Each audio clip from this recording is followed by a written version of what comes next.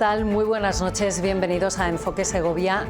Justo dentro de un mes se va a celebrar en la Catedral la Eucaristía de despedida de César Franco Martínez como obispo de Segovia. Presentó su renuncia al Papa el año pasado por estas fechas, al cumplir los 75 años, y un año después, la semana pasada, se nombró ya a su sucesor. Por eso hemos querido que esta noche nuestro invitado en Enfoque Segovia sea Monseñor César Franco. Buenas noches. Muy buenas noches. Bienvenido. Muchas gracias. Y para hablar con el administrador apostólico en sede vacante de la diócesis de Segovia, que es así, ¿verdad? Sí, sí, como perfecto. se debe decir su cargo sí. en este momento. Bueno, pues para hablar con él están con nosotros nuestros compañeros Marcelo Galindo del Día de Segovia. Buenas noches. ¿Qué tal? Buenas noches. Y Patricia Martín de la 8 Segovia y Vive Radio. Buenas noches, Patricia. Muy buenas noches. Bueno, don César, ¿cómo ha sido este año de espera desde que presentó esa preceptiva renuncia al cumplir los 75 años hasta que se ha conocido que era aceptada y que se nombraba sucesor? Pues ha sido un año muy normal, porque yo presenté la renuncia, como bien ha dicho, y he tenido que estar trabajando en las cosas normales, pero siempre con la mosca en la oreja, que se dice, esperando a ver si llegaba la noticia, cuando llegaba, porque había rumores, y en estos casos pues yo por lo menos he estado muy tranquilo, porque he hecho lo que tenía que hacer, y a la espera de que el Papa me dijera, pues ya puedes descansar. O sea que he estado trabajando en la curia, visitando las parroquias, confirmando hasta hace poco. Todavía me quedan 2 confirmaciones que hacer ahora en este mes, y haciendo los trabajos de cada día, porque no puedes dejar de estar en la tarea continua, ¿no?, y permanente de lo que es una diócesis. Y en esa tarea va a continuar hasta el próximo día 18, que es cuando toma posesión Jesús Vidal, que es el nuevo obispo de la diócesis. Exactamente. Tengo que hacer algunas cosas. Bueno, estoy dejando bien el archivo, recogiendo papeles, organizando para que se encuentre con el archivo completamente preparado. Le estoy preparando también la casa, porque yo me traslado, y entonces pues son tareas, unas de curia, otras más domésticas, pero en el fondo pues el día a día. Hoy he recibido varias audiencias en la curia. Es decir, no para la diócesis, gracias a Dios no para, porque el obispo presente su dimisión, porque la diócesis tiene consistencia por sí misma y hay que estar muy atento a todo lo que pasa, ¿no?, porque el último responsable soy yo. ¿Cómo es ese traspaso de poderes? Porque los políticos intercambian documentos, intercambian cartera, pero ¿cómo se hace ese traspaso de poderes? Pues es muy sencillo. Mira, el día 18 de este mes viene por primera vez don Jesús aquí a la diócesis, y he quedado con el equipo de gobierno para presentarle quiénes son cada uno. Ellos le manifestarán lo que hacen en su diversa área. Después yo le diré cómo está la diócesis. Bueno, ya se lo he dicho porque ya hemos hablado. Desde el día que nos liberaron a los 2 del secreto pontificio, que teníamos que estar viéndonos pero callados, pues cuando ya nos liberaron del secreto pontificio, pues pudimos hablar. Yo ya le he hablado de la diócesis, hemos comentado muchas cosas, porque cuando me lo dijeron a mí estábamos en plena conferencia episcopal en noviembre. Entonces viene aquí a la diócesis, le enseñaré la casa, tendremos una reunión de trabajo para que él diga también cómo quiere ser la Eucaristía de entrada en la diócesis. Después iremos a la catedral para que la vea. Yo creo que ya la conoce, pero bueno, para que la vea y nos diga cómo quiere el desarrollo de la liturgia. Luego le llevaré al Palacio Antiguo Episcopal, porque allí tendremos la comida de sus invitados y los que vamos de aquí de la diócesis. Y luego pues es el teléfono y el día a día y el mail, ¿no?, los caminos de comunicación, porque evidentemente él todavía no puede hacer nada y me pregunta cuestiones que son normales del funcionamiento de los sacerdotes, de las parroquias, arciprestados. Es muy sencillo, porque además tenemos un dossier, ¿no?, que son todos los documentos oficiales de la diócesis, para que él los vea, y luego poco a poco, con la ayuda del colegio, del consejo, como me pasó a mí, del consejo episcopal, pues irá viendo cómo tiene que ejercer el ministerio. Pero el primer año me dijo, bueno, ya sabes, siempre nos decían en el seminario, no para ser obispos, sino para ser curas, bueno, el primer año cuando te cambien de parroquia, tú mira, observa, no hagas nada, ver, oír, callar, tomar nota y luego ir tomando poco a poco las decisiones, ¿no? Así se hace entre nosotros. una persona muy joven, una persona que tiene 50 años. Eso ¿qué valoración hace y qué nos puede contar de él y de que sea una persona joven con un largo, claro, camino por delante, ¿no? Sí, bueno, yo le conocí cuando todavía estaba terminando o había acabado la carrera de empresariales económicas, porque vino a un curso de acción católica que dábamos nosotros en Madrid y él vino, se apuntó al curso y allí fue donde, según me dijo después, le vino la inquietud. De manera que luego entró al seminario, hizo los cursos normales del seminario, luego ha tenido diversos cargos en un ámbito del apostolado seglar, como es la acción católica, ¿no? Durante ese tiempo aprovechó para hacer la licenciatura moral, porque él, como había hecho económicas, y bueno, tenía los estudios fundamentales de teología y filosofía, evidentemente, era bachiller en teología, pero luego hizo la licenciatura moral en un tema que no sé exactamente cómo lo tituló, pero en relación con la economía y con el mundo de la empresa, porque ese es su campo, ¿no? Y luego fue nombrado rector del seminario, y después de rector del seminario estuvo también trabajando en Manos Unidas a nivel nacional, de viceconciliario, me parece, de Manos Unidas, porque Manos Unidas sí nació de la acción católica y por eso hay una relación muy estrecha entre la acción católica y Manos Unidas. Y luego ya fue nombrado rector del seminario y después ya obispo auxiliar de Madrid. Ciertamente 50 años, pues es uno. Cuando le nombraron, que yo creo que era el obispo más joven de España, cuando le nombraron. Porque ahora tiene 50, lleva 43 años le hicieron obispo. Entonces, después se dedicó a la curia, porque ahora era vicario general de la curia, y es joven, pero es verdad que viene muy bien para una diócesis de este estilo. Mi valoración es buenísima, ¿no? Es muy buena, porque me parece que tiene capacidad y para inyectar savia nueva y para tener proyectos que se puedan llevar a corto y largo plazo, porque tampoco somos los obispos eternos ni tampoco tenemos en nuestras manos las decisiones de cómo tiene que ser una diócesis, mucho menos, ¿no? Por eso es muy importante la comunión con el presbiterio, con los sacerdotes. A mí me parece muy acertada vamos, es del Santo Padre, que voy a decir, ¿no? No deja de parecer simbólico esto precisamente que nos cuenta, ¿no? Que él, digamos, de alguna manera encontró la inspiración para acercarse a la Iglesia en un curso que ofrecía usted y ahora es su sucesor. Sí, son de esas, bueno, providencias, diría, de la vida. Porque ni yo entonces cuando hice ese curso, ya no me acuerdo, no era obispo, yo no era obispo, me hicieron obispo después, cuando dejé la acción católica. Y después hay áreas en Madrid pues que son muy llamativas, porque en ellas es donde se encuentran pues sacerdotes, laicos, etcétera, como es el apostolado seglar, la acción católica, y en ese sentido pues hemos trabajado en ese tiempo. Luego ya me hicieron obispo y nuestra relación ya fue muy distinta, porque a veces yo no le veía de Pascuas a Ramos, ¿no? Pero la acción católica en Madrid ha tenido su fuerza, ahora no es tan fuerte, ¿no? Pero es un lugar donde los sacerdotes y los laicos se encuentran con mucha facilidad. Le he preguntado muchas cosas sobre Segovia y sobre la provincia, porque claro, usted también tuvo que conocer la ciudad y la provincia. Pero las preguntas que él le ha hecho, que le ha hecho don Jesús, don César, ¿ha recordado ese primer año en el que estuvo aquí? Pues sí, porque son las mismas que yo hacía cuando vine, ¿no?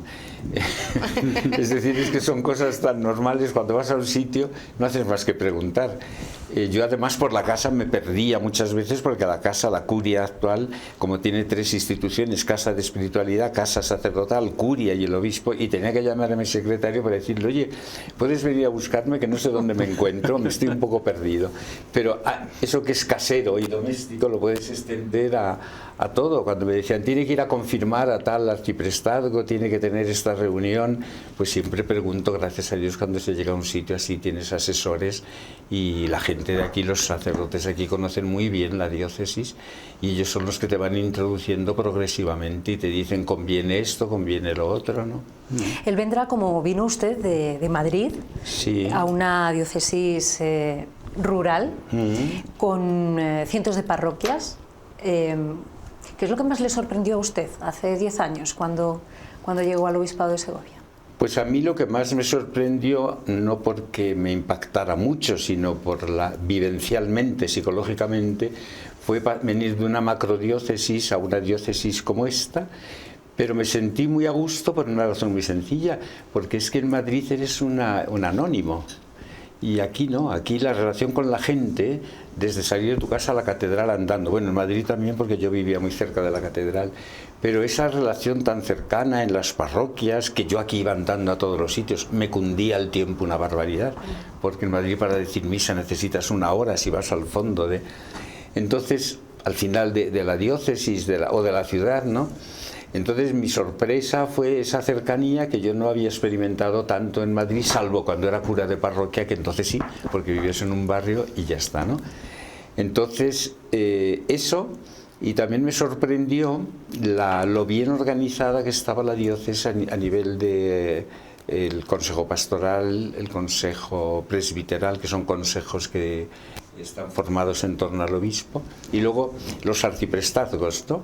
Y empecé enseguida porque mi predecesor, don Ángel Rubio, había dejado sin hacer una parte de la visita pastoral en Cuéllar, y yo hice lo que a él le faltaba. Digo, bueno, pues yo sigo el camino que don Ángel me ha dejado.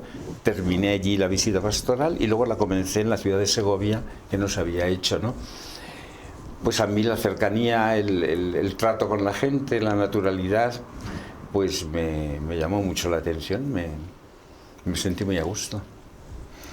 Volviendo un poco la vista también atrás, me llama la atención que en este tiempo de donde ha estado usted al frente de la diócesis, ha tenido una especial preocupación por la juventud. Venía usted de coordinar la JMJ en 2011, pero ha tenido un especial interés por la juventud, favoreciendo la pastoral universitaria, la pastoral juvenil, poniendo en marcha proyectos como el Life Team con los jóvenes, encuentros.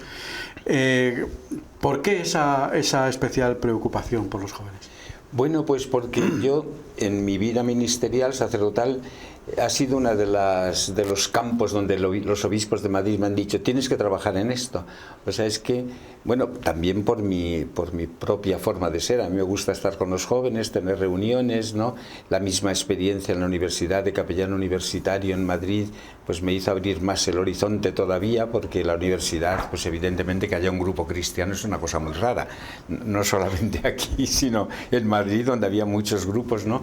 He trabajado siempre allí. Cuando me nombraron a Acción Católica me dijeron, tienes que ir a la Acción Católica donde hay hombres y mujeres, tiene que haber juveniles y niños y jóvenes. Entonces tuve que abrir esa brecha, que estaba ahí un poco a medio abrir, pero no había nada de niños, de adolescentes, de jóvenes.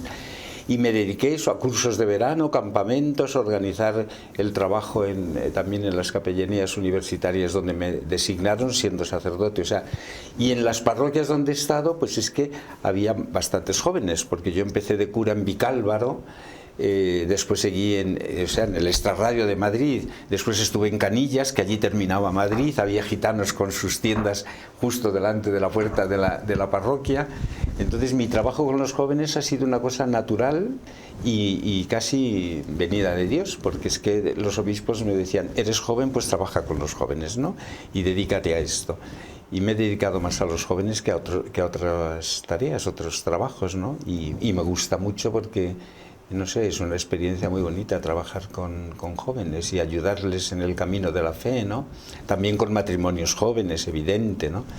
Y sobre todo desde la Acción Católica, que están separados, adultos, jóvenes, etcétera, pues eso me lo facilitó mucho el trabajo con ellos. ¿Y los jóvenes se acercan a la Iglesia? Pues hay de todo. Te llevas sorpresas tremendas. Hace unos días confirmé aquí en un pueblo cercano y me llamó la atención que había 2 chicos que venían a confirmarse, me hablé con ellos y me dijo la catequista, estos chicos son un milagro. Digo, ¿y eso? Porque estaban sin bautizar, sus padres no les quisieron bautizar, ellos pidieron el bautismo y yo hablé con ellos. Digo, oye, ¿y vosotros por qué os acercasteis a la iglesia? Digo, pues que veíamos la gente en la iglesia, la comunidad y tal, y nos atrajo y dijimos, vamos a ver qué es esto. Y nos acogieron aquí muy bien y nos hemos bautizado y ahora queremos confirmarnos, ¿no? Hay de todo, hay gente que se acerca a la iglesia, hay otros que en esa crisis a veces de identidad o el paso a la universidad se alejan de la iglesia, luego superan la crisis y vuelven. Es un misterio lo de la cercanía de los jóvenes y de los adultos también en la iglesia, ¿no? Depende mucho también de quién sea el pastor, de cómo esté establecida la comunidad, del atractivo que tenga, pero sí se acercan. En la JMJ de Lisboa yo me quedé admirado porque estuvimos allí 1,5 millones de jóvenes, ¿no? Y muchos reconocían que habían ido allí invitados por amigos suyos sin estar, diríamos, en un grupo católico, en un grupo parroquial, ¿no? Había muchos jóvenes que no estaban bautizados, ¿no? Y eso ya me pasó a mí cuando fuimos a la Jornada Mundial de la Juventud en Częstochowa en 1991, que había caído el muro de Berlín y venían 2 autobuses de Rusia, todos ellos sin bautizar, de jóvenes que querían saber qué era eso de la JMJ de la juventud. Un movimiento, el de Lisboa, el de la JMJ de Lisboa, que lo notamos mucho aquí en Segovia. Fueron unos días donde imagino que recordó mucho de la JMJ que le preguntaba a Marcelo de Madrid. Sí, bueno, fue un triunfo vamos, fue un éxito, porque llevamos a 100 y pico jóvenes de Segovia. Me parece que éramos 2 autocares, ya no me acuerdo muy bien porque ya la memoria me falla. Pero en los preparativos y la ilusión que ellos tuvieron y luego el desarrollo allí mismo en Lisboa, que fuimos muy bien acogidos, pues son experiencias únicas. Yo he asistido a muchas JMJs antes y después de ser obispo y la verdad es que siempre ha sido una experiencia verdaderamente emocionante, porque ves, bueno, en Madrid a mí me pasó una cosa, no sé si esto interesa o no que lo cuente. Claro que sí. Sí, sí. Bueno, pues me pasó que estando en el grupo que organizábamos la JMJ de Madrid, pues había una chica allí que se acercó a mí y digo, ¿tú de dónde eres? Digo, me dijo, soy alemana, pero no soy católica. Y entonces a mí me impactó y digo, entonces ¿cómo has venido aquí? Era voluntaria internacional. Y digo, ¿cómo has venido sin ser católica? Y digo, bueno, pues es que yo quiero saber qué es esto de la Iglesia Católica y tal. Y bueno, digo, bueno, pues mira, aquí todos los días hacemos esto, tú a lo que quieres vienes y a lo que no quieres no vienes, ¿no?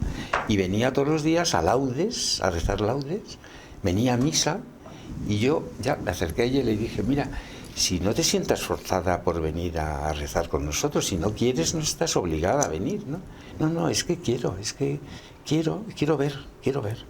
Al final, en síntesis, dijo que se quería bautizar. Era atea, me dijo, yo soy atea, pero atea sin prejuicios, atea sin una especie de... No tenía configurada en su mente lo que significaba la Iglesia, simplemente por esa curiosidad natural de muchos jóvenes y de oír hablar de la Iglesia, se apuntó. Y se apuntó como nosotros tampoco pedíamos. Pensábamos que todo el mundo era creyente, claro, pero la cogimos y fue una experiencia impresionante que le dije yo, mira, yo te bautizaría ahora mismo porque es que has hecho un trabajo impresionante, pero tienes que ir a Alemania, tienes que hablar con tu familia, tienes que ir a ver a tu párroco y decirle esta experiencia y allí seguramente que si tú haces el catecumenado te bautizarán. Otra de las cuestiones, digamos, que le han preocupado también en este tiempo ha sido el tema del servicio a la diócesis en cuanto a los sacerdotes. Se encontró con un clero muy envejecido, han pasado 10 años todavía más envejecido, han llegado refuerzos, por decirlo de alguna manera, de otros países, de otras nacionalidades. En ese sentido, que no sé si le queda alguna espinita por resolver en este sentido. Se han hecho agrupamientos de parroquias, no sé en ese sentido cómo... Sí, es un tema muy complejo, es un tema delicado, porque evidentemente el clero de aquí, el clero segoviano, es de una edad alta, ¿no? Pero mis predecesores ya habían hecho esta experiencia de recibir a sacerdotes de fuera, desde don Antonio Valenzuela y don Luis Gutiérrez y don Ángel Rubio, y para mí ha sido una experiencia muy consoladora y confortadora, ¿no? Primero porque también nosotros hemos ido a países cuando han necesitado clero, entonces el hecho de que vengan sacerdotes aquí, bien vienen por 2 vías, o bien por siempre con permiso de sus obispos respectivos, hacemos un convenio con ellos, y vienen o bien a estudiar, porque está muy cerca Madrid y Salamanca, donde hacen estudios, o bien por lo que llamamos nosotros sacerdotes donum fidei, que significa al servicio de la fe o por el don de la fe, ¿no? Hacemos convenios con ellos, y eso ha hecho que podamos llegar a todos los sitios hasta ahora, porque a veces no podemos llegar a todos los sitios, pero bueno, nos vamos defendiendo, ¿no? Por eso he insistido tanto en la pastoral vocacional, no para pescar a jóvenes, sino pastoral vocacional en sentido amplio, vocación, la vida es una vocación, y sobre todo vocación a la vida cristiana, que luego sea presbítero, monje, misionero o se case, ¿no? Nos da igual, porque la vida es una vocación y donde florece la vida cristiana florecen las vocaciones, ¿no? Entonces no cabe duda que es doloroso ver que a veces no puedes atender a los sacerdotes. Yo he enterrado a más sacerdotes de los que he ordenado solo a 2 y he enterrado alrededor casi de unos 20, ¿no? en los 10 años. He procurado siempre acompañarles, estar cerca, ir a las reuniones de los arciprestazgos, pero no cabe duda que eso para el mismo clero también es una sensación de decir, Señor, ¿qué pasa, no? Porque no es fácil, y luego además vienen enfermedades, la edad no perdona, pero esta relación de sacerdotes que vienen de fuera con sacerdotes de aquí, ¿no? Oriundos de aquí, pues ha sido una cosa que nos ha ayudado a vivir mucho la comunión eclesial. Y yo siempre digo, mi iglesia, mi diócesis es una de las más católicas de España, porque tenemos tenemos de todos los países, ¿no? Bueno, de todos no, evidente. Pero ahora ha venido un misionero de una comunidad misionera que hay aquí, que es indonesio, ¿no? Entonces tenemos de África, la mayoría de los de África vienen a estudiar y se marchan terminados los estudios, y los otros hacemos convenios que se renuevan con los obispos de Hispanoamérica sobre todo, ¿no? Pero me imagino que habrá que seguir trabajando en el tema de la reorganización de las parroquias, porque está muy atomizada, sí. Segovia es una provincia muy atomizada, hay muchas parroquias. Tuvimos hace unos años, la habíamos planteado para el año de la pandemia, no pudimos hacerla, nos cortó la pandemia, pero teníamos pensado una asamblea presbiteral que la hicimos en Ávila, que es de donde ha salido el proyecto que llamamos de adecuación de la diócesis a las necesidades reales que tenemos y con los recursos también que tenemos. Y el primer recurso naturalmente son las personas, ¿no? Por eso la llamada constante también a los laicos, a los que quieren realizar en la Iglesia un ministerio, que lo pueden realizar perfectamente, los celebradores de la palabra, catequistas, etcétera. Yo creo que es un momento muy, muy serio, y después del sínodo de la sinodalidad, pues con mayor razón, ¿no? ¿Por qué cree usted que faltan vocaciones? Pues yo creo que es que en las familias ha perdido mucho el sentido religioso y la formación cristiana. Incluso me llama a mí la atención que vengan muchos niños porque sus padres los traen a la iglesia, ¿no?, para hacer la primera comunión, y vienen a veces sin saber rezar, sin saber hacer las oraciones más elementales que yo por lo menos tuve la suerte de aprender en mi propia casa con mis padres, ¿no? Entonces yo creo que la secularización ha sido tan fuerte que ha invadido también a la familia, y entonces lo religioso, lo cristiano, queda ahí como si fuera una cosa más bien cultural, como un apéndice, ¿no?, pero que no ha penetrado realmente en los matrimonios que forman familias y por tanto en la transmisión de la fe a sus hijos. Entonces, cuando hay esa especie de separación entre lo que es la vida familiar y la vida de la iglesia, pues los niños que vienen a hacer la primera comunión, pues después de hacerla, si ven que no hay continuidad en su casa, abandonan. Los que se confirman pasa lo mismo. El otro día el Papa Francisco, en una catequesis que dio sobre la confirmación, dijo: a este sacramento había que llamarle el sacramento del adiós, porque es decir, me confirmo y adiós, ¿no? Entonces, este punto es capital, que si la familia no se recristianiza, en el mejor sentido de la palabra, ¿no?, si la familia no vive la fe, es muy difícil. Y si las comunidades cristianas envejecen y los jóvenes no van porque no resultan atractivas, porque no ven jóvenes, etcétera, pues este interrogante de qué quiere Dios de mí, a qué me llama, que es lo que llamamos vocación, ¿no? Es muy difícil que se suscite, aunque luego siempre hay milagros de estos que he contado, ¿no? Yo he confirmado y he bautizado también el año pasado a 2 jóvenes, uno de la IE University, francés, que tampoco le habían bautizado sus padres, y que por el encuentro precisamente de grupos cristianos aquí pidió el bautismo, ¿no? Y a otro joven de aquí muy cerca, de un pueblo cerca de, que sus padres tampoco le habían bautizado, y se acercan a la iglesia, descubren, se les caen a veces esos estereotipos que hay, o esas caricaturas que se hacen de la iglesia, y descubren que los cristianos somos normales, que no venimos de la estratosfera y que no tenemos ningún reparo en acoger, ¿no? Y en ese sentido, en ese distanciamiento, ¿qué parte de autocrítica cree que debe hacer la Iglesia? Pues mucha, porque a veces nosotros estamos actuando con esquemas tradicionales, o podemos actuar, sobre todo los que somos mayores, yo soy mayor, yo también puedo tener estos problemas, ¿no? Y no nos adaptamos, en el mejor sentido de la palabra, digo lo de, no comprendemos que estamos en una época nueva, que hay que cambiar el chip, que no hay que esperar a que vengan, que hay que salir, esto de la iglesia en salida, ¿no? Los que hemos trabajado quizá en pastoral universitaria, esto lo tenemos más claro, porque vas a una universidad y allí desde luego pues no hay grupos así católicos como hay en las parroquias, ¿no? Pero tenemos que hacer mucha autocrítica porque seguimos con unos esquemas que sirvieron para épocas anteriores y que ahora no funcionan así. Yo de niño iba a la catequesis, después seguía, me apuntaba a la Acción Católica de Niños y pum, así era, ¿no? Ahora no.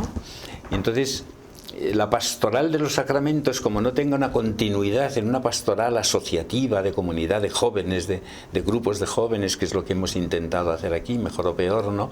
Pues es muy difícil que se enganchen porque los jóvenes tienen otros atractivos que les gustan más, ¿no? Pero mucha autocrítica hay que hacer, sí.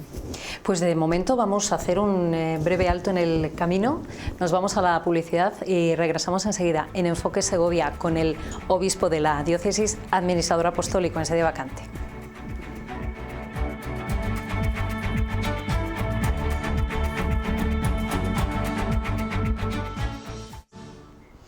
Continuamos en Enfoque Segovia con Monseñor César Franco, obispo de Segovia, todavía podemos decir que lo es, aunque el término exacto es administrador apostólico porque la sede está vacante hasta que llegue el nuevo obispo. ¿Usted ha cumplido sus bodas de oro sacerdotales aquí en Segovia? Sí. ¿Ha cambiado mucho la Iglesia y la sociedad española desde que usted se ordenó sacerdote? Sí, mucho. Mucho. Lo que pasa es que como has vivido todo ese proceso, te parece que no tanto, y por eso muchas veces nos quedamos en hábitos adquiridos ya, porque lo has hecho así, toda la vida ha sido así, etcétera, etcétera. Ahora, cuando te pones a pensar y a decir, a comparar lo que fueron mis primeros años de sacerdocio y estos, evidentemente ha habido un cambio muy grande por la secularización, que es imperiosa, no es muy fuerte. Pero al mismo tiempo te das cuenta que en lo esencial, en lo que es la fe, la vida de la Iglesia, es homogéneo, es decir, nos habíamos quedado sin mucha gente que se ha ido o que ha marchado, lo que se llamó en el Sínodo de Europa la apostasía silenciosa, gente que no apostata, pero que se aleja, ¿no? La vida de la Iglesia, sin embargo, ha cambiado también en cosas muy positivas, porque ante ese alejamiento, ante esa distancia de los alejados, etcétera, han surgido también realidades en la Iglesia muy poderosas, muy buenas. Surge siempre de un árbol seco puede salir un retoño, y te das cuenta que la Iglesia está continuamente buscando caminos nuevos de evangelización en este sentido. No todos seguimos ni con la misma fuerza ni con la misma decisión esa renovación o ese deseo de cambio, ¿no? Pero es muy fuerte también el impulso que tanto los papas como la vida misma interna de la Iglesia produce, ¿no?, para seguir por un camino que tiene que ser necesariamente de renovación precisamente por estos cambios, ¿no? Yo me pasaba horas confesando cuando era sacerdote joven y ahora seguro que me pongo en un confesonario y vienen 4 o 5 nada más, ¿no? Es decir, te das cuenta en la práctica. En las iglesias antes se llenaban Yo tenía una parroquia en Madrid donde estuve, la última parroquia que tuve, donde teníamos entre el sábado y el domingo 14 misas. Antes de ser yo obispo, se llenaban las misas, se llenaban, ¿no? Entonces, esta especie de desbandada, de alejamiento, ha provocado también en la Iglesia una reacción para decir, busquemos otros caminos, vayamos por esta senda de lo que es la evangelización con estilo nuevo, palabras nuevas, espíritu nuevo, ¿no?, que ya propuso el Papa San Juan Pablo II, pero el cambio ha sido muy fuerte y eso ha provocado que muchos sacerdotes mayores se hayan sentido como incapaces de seguir en este ritmo y entonces se desaniman o se desilusionan o dicen, yo ya no soy capaz de entrar ahora por este cambio, no porque no quieran, sino porque es que la vida también se impone. Es decir, a un sacerdote mayor le dices que trabaje ahora con jóvenes y se asusta. Y yo mismo ahora, cosas que he hecho con los jóvenes, no sé si me atrevería a hacerlo ahora con los jóvenes actuales, ¿no? Porque el otro día, hablando con un profesor de instituto, me decía que él ha tenido una depresión precisamente por lo difícil que le ha sido el magisterio, no de religión, sino de filosofía, ¿no?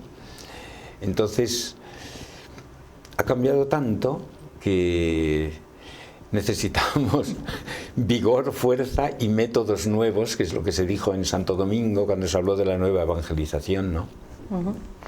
Hablaba de esa secularización. Hoy se conocían algunos datos preocupantes del número del descenso en el número de comuniones, en el número de bautizos, en el número de matrimonios por la Iglesia, pero sin embargo parece ser que las cifras han aumentado en cuanto al número de gente que asiste a misa regularmente. Yo no sé si detecta usted ahí algún tipo de cambio de tendencia o de las cifras no sé si nos podemos fiar demasiado. Yo no sé si nos podemos fiar demasiado de las cifras, no lo sé. De todas formas, el problema de la Iglesia ahora no es el de número, no nos tendría que preocupar tanto el número. Ya dijo Benedicto XVI que en el futuro la Iglesia sería más de minorías. Y esto es una cosa muy interesante porque ya en la Biblia esto sucedía, vamos, en la Biblia, en lo que cuenta la historia del pueblo de Israel, que sucedía cuando hay momentos de desolación en el pueblo de Dios y hay un término teológico que es muy importante, que es el resto de Israel, que siempre queda un resto y Dios de ese resto vuelve otra vez a sacar una vida nueva. Es un concepto que se ha estudiado en la teología y que es muy bello.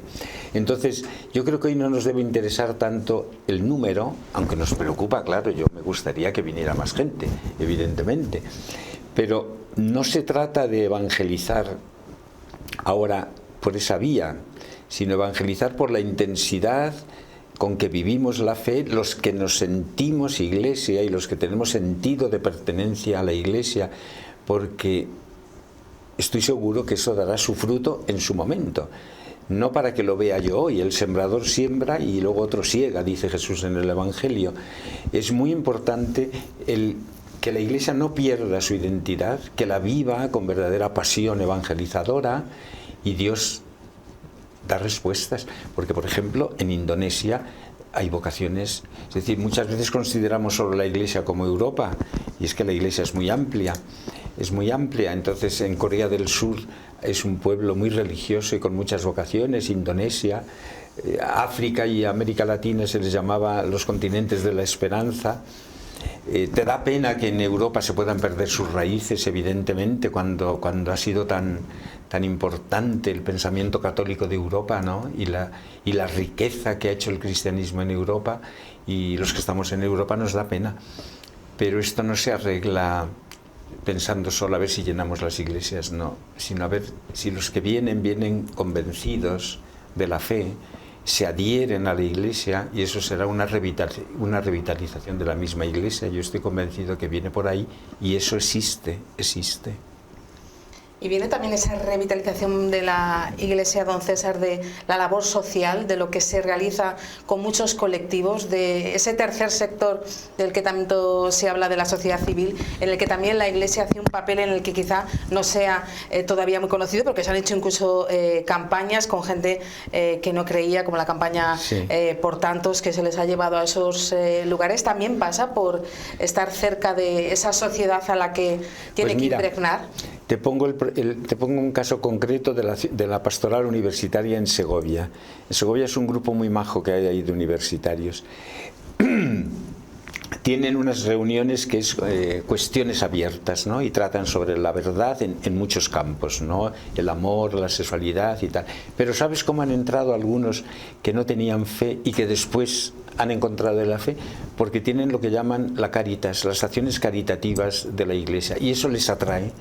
Es decir, el voluntariado. El voluntariado, pero programas muy concretos. Vamos a ir a visitar a los mayores de esta residencia. Se apuntan. Vamos a hacer una campaña por lo que está pasando en tal sitio, ¿no? Porque ha habido una catástrofe o se necesita dinero para una obra concreta de una congregación religiosa. Se apuntan. Es decir, la caridad, lo que entendemos por caridad o acción sociocaritativa en la Iglesia es muy atractivo, y eso hace que luego por ahí entre la gente a decir: ¿y estos por qué actúan así?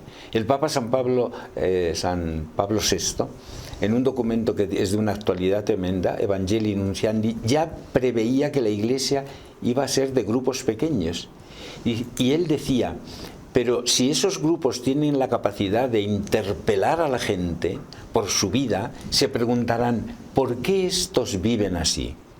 Y ese es un interrogante. Eso lo pensaba ya San Pablo VI, que es impresionante. Y no cabe duda que cuando en la Iglesia hay grupos que viven la fe y que la expresan de manera caritativa, acogiendo, sin distinción de credos, de razas, no.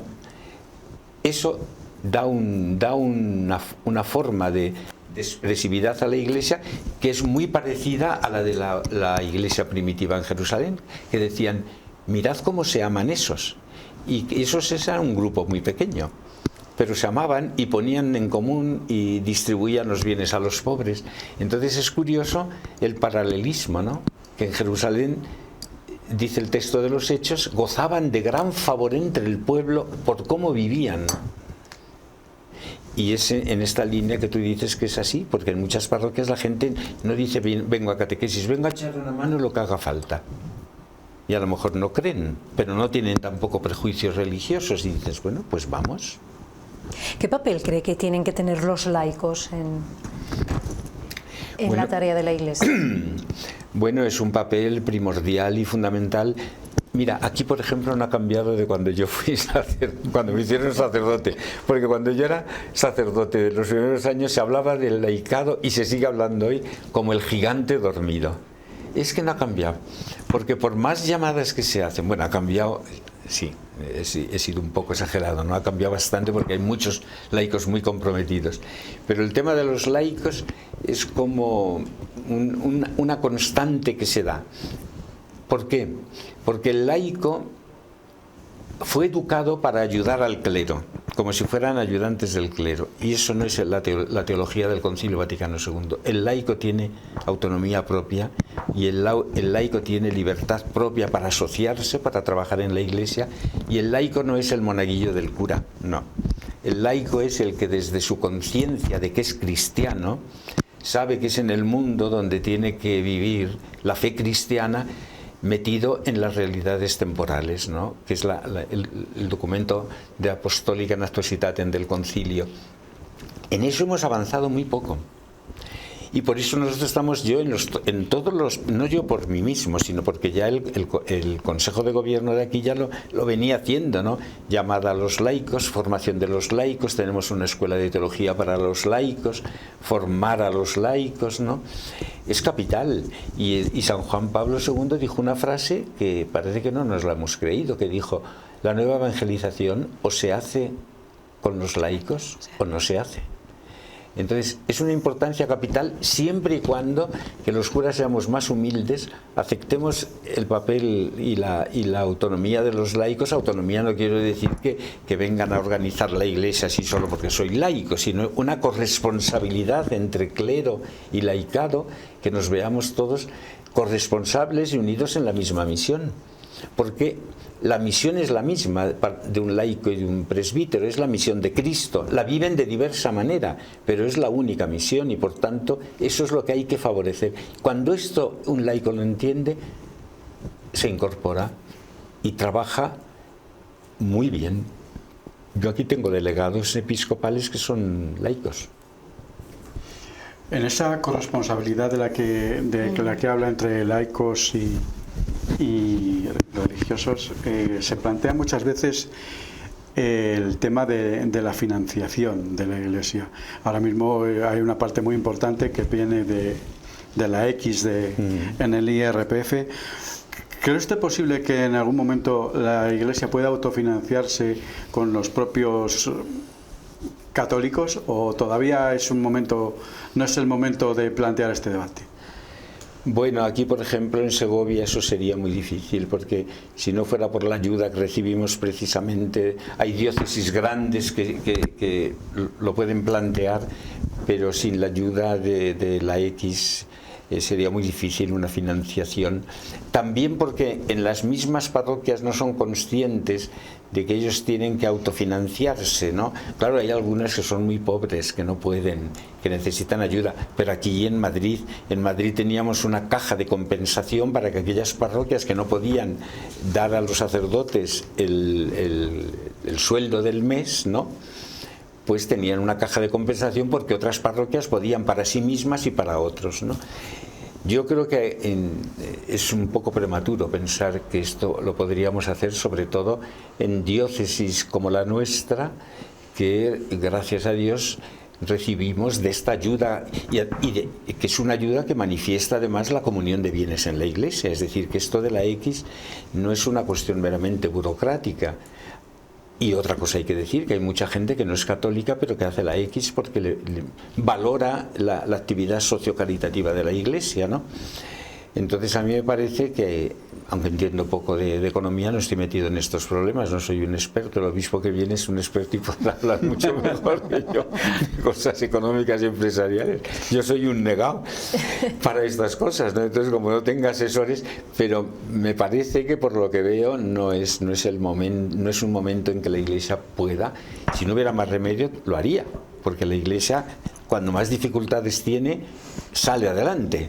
Decía San Ambrosio que era mejor el tiempo de los que perseguían a la Iglesia que el tiempo de los que la protegían, ¿no? Como diciendo, la Iglesia era más viva en tiempo de persecución que en el tiempo en que las persecuciones siempre, con esto no estoy pidiendo que persigan, sino estoy diciendo que cuando la Iglesia se ve sometida como una especie de colapso, es como un organismo, pues todos los recursos internos salen afuera, ¿no? Y sale adelante.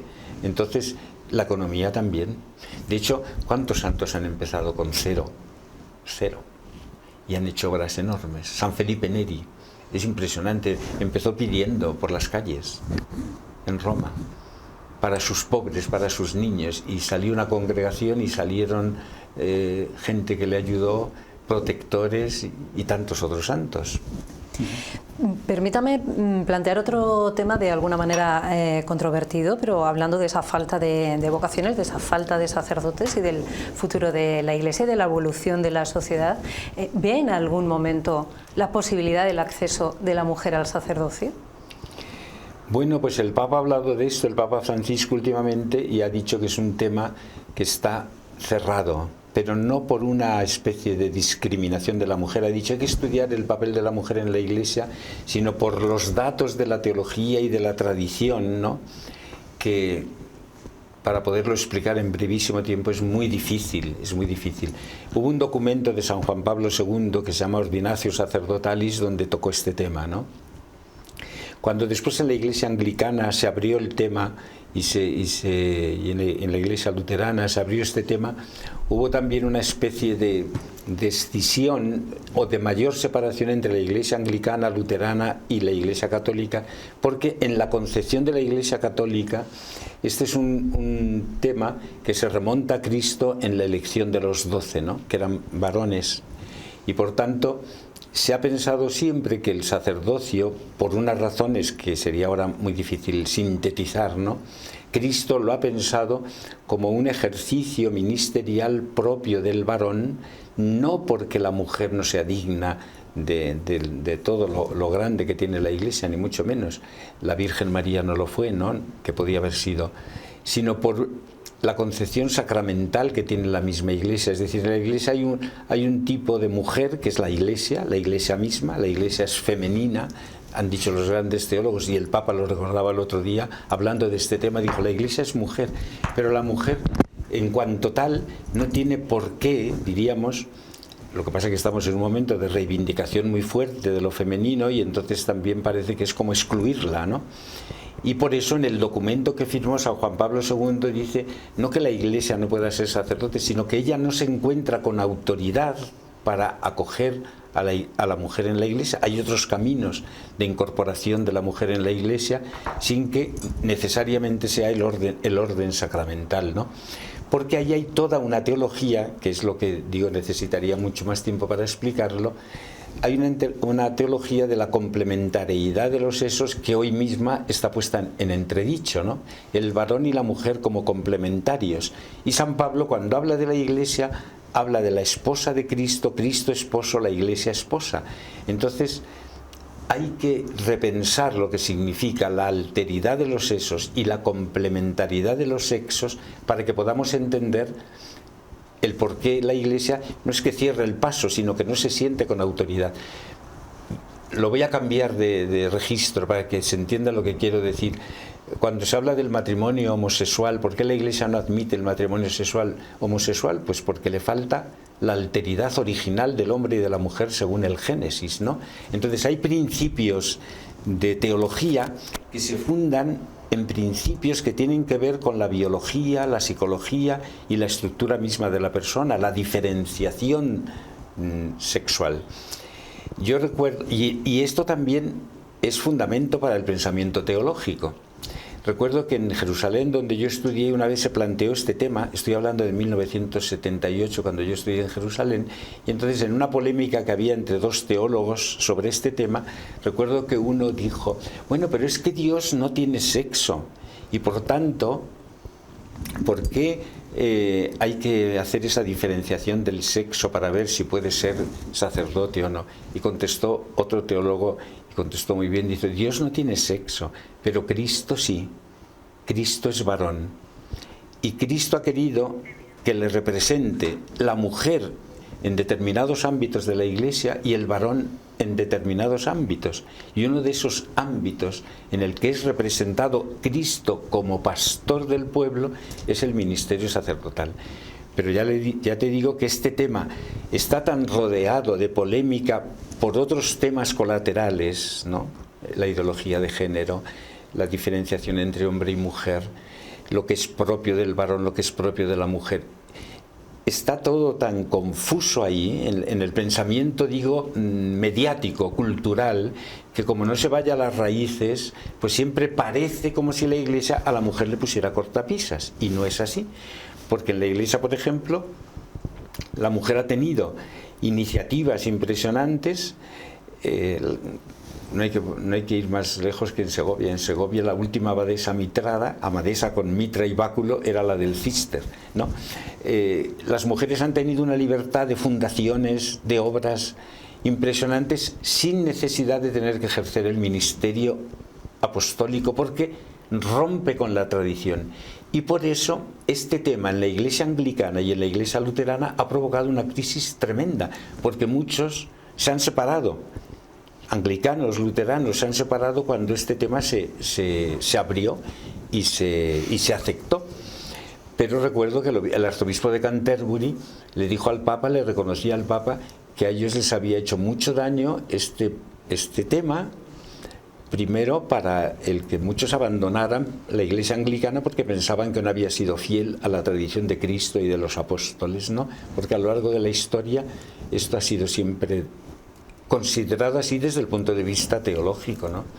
Pero vuelvo a decir, estos temas a veces se banalizan tanto que parece que es como una especie de veto o de negación de la dignidad de la mujer, y no va por ahí, va por razones mucho más profundas, bíblicas y de la tradición que la Iglesia ha mantenido hasta ahora, ¿no? Y por eso el Papa, cuando le preguntaron en un avión si veía un momento, pues él dijo: este tema está prácticamente cerrado con el documento del Papa Ordinatio Sacerdotalis, ¿no?, de San Juan Pablo II, aunque se reflexione y se siga pensando con él, porque en el último sínodo, cuando ha salido el tema de las diaconisas, el Papa también se lo ha encomendado a una comisión, y luego ha dicho: lo que sí hay que seguir estudiando es el lugar que debe ocupar la mujer en la Iglesia, en puestos incluso de administración, de gobierno, etcétera, como de hecho hay en muchos,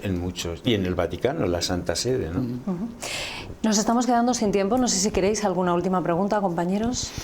Nos hemos puesto muy trascendentes, pero a mí sí que me gustaría saber, el día 18 de enero usted estará en la toma de posesión del nuevo obispo. ¿Qué va a pasar el día 19 de enero? Bueno, yo el día 18 yo tengo la maleta preparada para irme a Madrid porque, bueno, tiene campo libre. Yo creo que el obispo dimisionario pues debe ausentarse, ¿no?, y no entorpecer nada, no porque él quiera entorpecer, yo no quiero entorpecer nada, pero comprendo que es mejor que el obispo esté, y siempre nos aconsejaban esto de curas, ¿no? Cuando manden un sucesor, no estéis rodando por la parroquia y poniéndose a tiro de la gente para que... No, es mejor que dejéis el campo libre, y entonces yo pienso el mismo día 18, pues la maleta con las cosas que estoy usando ahora, una vez que haga el traslado me quedaré con lo más elemental y me voy para Madrid. Sí, eso es lo que tengo pensado hacer, lo cual no quiere decir que me despida definitivamente de Segovia, no, estaré encantado de venir cuando sea oportuno y en su momento, ¿no? Pero yo creo que es lo más oportuno y conveniente ahora. Pues para terminar, don César, aunque usted se va a despedir de los fieles segovianos el próximo 11 de enero en esa Eucaristía de la Catedral, sí me gustaría que les mande un último mensaje a quienes nos están viendo esta noche, y un mensaje también ya navideño, ¿no?, porque se acercan estas fiestas. Sí, pues nada, yo qué voy a decir a los segovianos, que los he servido como he podido, con mis fallos, mis límites. Evidentemente, pues no me voy a despedir de ellos, ¿no? ¿Por qué? Porque los voy a llevar siempre conmigo. Siempre mi título será obispo emérito de Segovia, y Segovia, desde luego, estará siempre conmigo, y los segovianos, de los que tengo un especial recuerdo, cariño y aprecio por las visitas pastorales, etcétera, y les deseo que del mismo modo que a mí me han atendido y me han ayudado en tantas cosas, puedan ayudar al nuevo obispo de la misma manera. Yo rezaré por todos vosotros, por los miembros de esta diócesis querida de Segovia, y lo que haga de oración, de trabajo y en las Eucaristías siempre pensar en Segovia. Y de cara a la Navidad, que la vivan con la intensidad de lo que la Navidad es, que la vivan festivamente, gozosamente, pero que se acuerden, hombre, que se acuerden más de Dios, y que se acuerden del niño que nace y de este misterio tan impresionante que es que Dios viene a vivir con nosotros. Que yo muchas veces digo, si esto lo entendiera la gente, todo el mundo sería cristiano, porque que Dios venga a vivir conmigo, a mi lado, en mi carne, que haya vivido como yo, mejor que yo, que muera como ha muerto y que resucite y nos traiga la vida, no se puede pensar en nada más grande, y yo eso deseo para la diócesis de Segovia y todos. Pues, Monseñor Franco, muchas gracias por acompañarnos esta noche. Feliz Navidad. Feliz Navidad, muchas gracias a todos. Y seguro que seguimos viéndonos o teniendo noticias suyas desde Madrid. Muchas gracias. Muchas gracias a vosotros. Patricia, Marcelo, gracias por estar esta noche en Enfoque Segovia. Gracias, buenas noches. Aquí terminamos, señores, gracias por acompañarnos. Buenas noches.